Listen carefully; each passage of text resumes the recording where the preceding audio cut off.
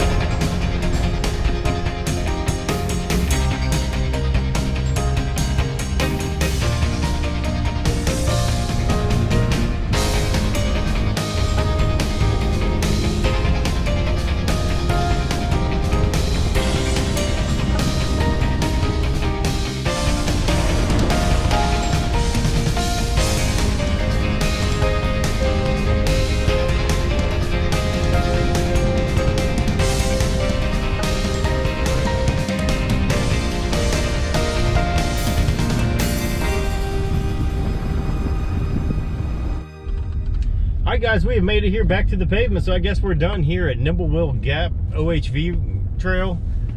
definitely come out here, you guys. Most of the time we really didn't need four-wheel drive on the way up. Once you get to where the Appalachian Trail crosses there at Nimblewill Gap, coming down from there, it does get it's pretty eroded.